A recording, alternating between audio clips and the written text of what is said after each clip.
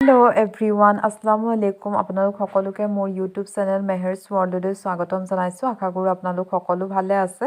আজি কোনো ধৰণৰ ৰেচিপি ভিডিঅ' লৈ অহা নাই। আজি আহিছো আমাৰ সকলো ৰেচিপিতে প্ৰয়োজন হোৱা এটা বস্তু হয়, হেতু হৈছে হালধি। হালধি গুৰিনো ঘৰতে কেনেদৰে প্ৰস্তুত কৰা হয় তাকে দেখাও বুলি ভাবিছো। এয়া দেখিছে কেঁচা হালধি। এবাৰ আমাৰ বাৰীত বহুতেই হালধি ওলাইছে। এইবোৰ দেখিছে গোটে হালধি ঘাঁ এইবিলাক হয়, এইবিলাক ভালদৰে চাফা কৰা নাই। এইখিনি পাছিত যিখিনি দেখিলে সেইখিনি ভালদৰে চাফা কৰি থোৱা হৈছে। আৰু এই দেখিছে প্ৰথমতে হালধিখিনি ভালদৰে চাফা মানে শিপা চিপা আৰু ধূলি মাটিবিলাক আঁতৰাই লোৱা হয়। আৰু তাৰপৰা এনেদৰে এটা ডাঙৰ গামলাত ভালদৰে ধোৱা হয়, কাৰণ বহুত মাটি লাগি থাকে।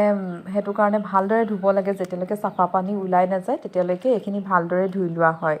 মাজতে আৰু এটা কথা কওঁ, যিসকলে নতুনকৈ মোৰ চেনেলটো চাই আছে তেওঁলোকে প্লিজ মোৰ চেনেলটো ছাবস্ক্ৰাইব কৰি দিব আৰু কাষতে থকা বেল আইকনটো প্ৰেছ কৰি দিব, যাতে মই নতুনকৈ কোনো ভিডিঅ' আপলোড কৰিলে আপোনালোকে তাৰ ন'টিফিকেশ্যন সোনকালে পায়।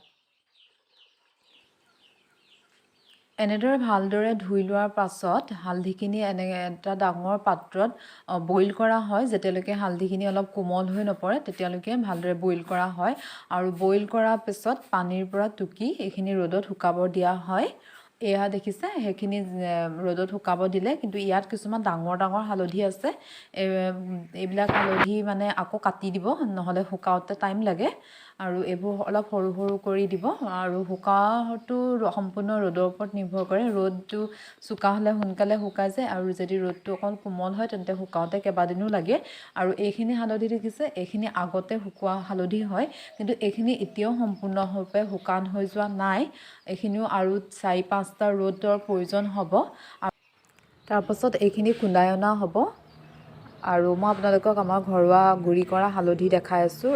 এয়া চাওক, আমাৰ হালধি গুড়িখিনি ইমানেই ধুনীয়া ৰং হৈছে। আৰু যিহেতু ঘৰত বনোৱা কোনো ধৰণৰ ভেজাল নাই, বিশুদ্ধ হালধি। আৰু এই বস্তাটো যে দেখিছে, এই বস্তাটোৱে সম্পূৰ্ণ এবস্তা ওলাইছিলে, কিন্তু হালধি ইমানো প্ৰয়োজন নহয়।